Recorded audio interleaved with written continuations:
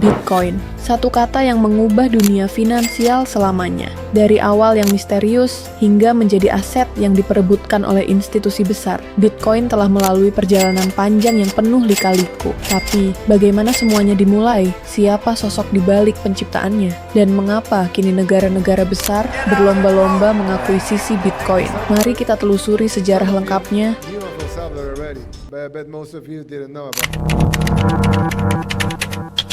Semuanya dimulai pada tahun 2008, saat krisis finansial global melanda dunia. Kepercayaan terhadap sistem perbankan tradisional hancur, dan di tengah kekacauan itu, muncul sebuah ide revolusioner. Pada 31 Oktober 2008, seseorang atau sekelompok orang yang menggunakan nama samaran Satoshi Nakamoto merilis sebuah dokumen berjudul Bitcoin, a Peer-to-Peer Electronic Cash System. Dokumen ini, yang dikenal sebagai Bitcoin White Paper, menjelaskan konsep mata uang digital yang terdesentralisasi tanpa perlu perantara seperti bank atau pemerintah.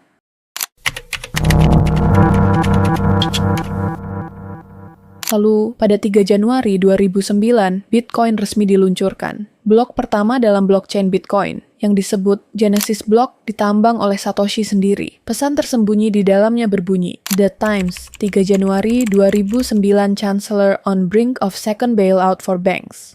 Pesan ini dianggap sebagai kritik terhadap sistem finansial tradisional yang gagal.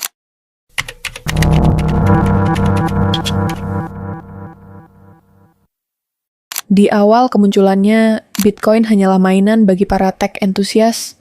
Nilainya hampir tidak ada. Tapi, pada 22 Mei 2010, sejarah mencatat transaksi pertama Bitcoin untuk barang fisik.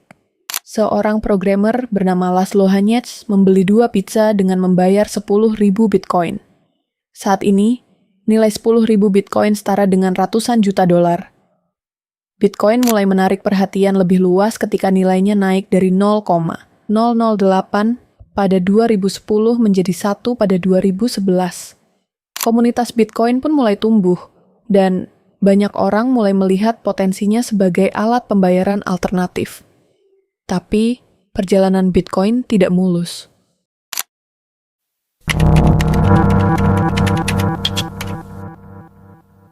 Pada 2014, salah satu pertukaran Bitcoin terbesar saat itu, Mt. Gox, diretas.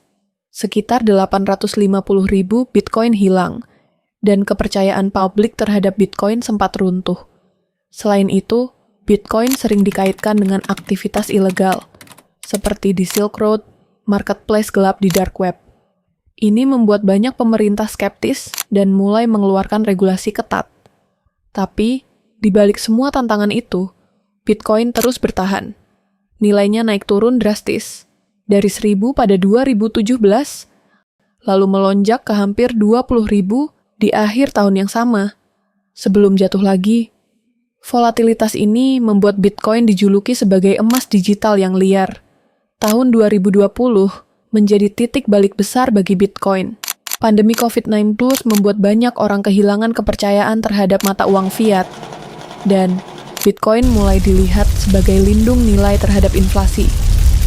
Perusahaan-perusahaan besar pun mulai melirik Bitcoin. MicroStrategy, dipimpin oleh Michael Saylor, menjadi perusahaan publik pertama yang mengalokasikan sebagian besar kasnya ke Bitcoin. Tak lama kemudian, Tesla, perusahaan Elon Musk, mengumumkan pembelian Bitcoin senilai 1,5 miliar. Tapi, puncaknya adalah ketika El Salvador menjadi negara pertama yang mengadopsi Bitcoin sebagai alat pembayaran resmi pada September 2021.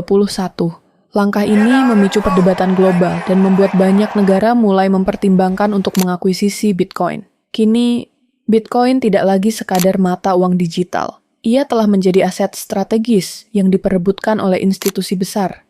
Banyak negara, seperti Amerika Serikat, China, dan Uni Eropa, mulai mempelajari cara mengintegrasikan Bitcoin ke dalam sistem finansial mereka.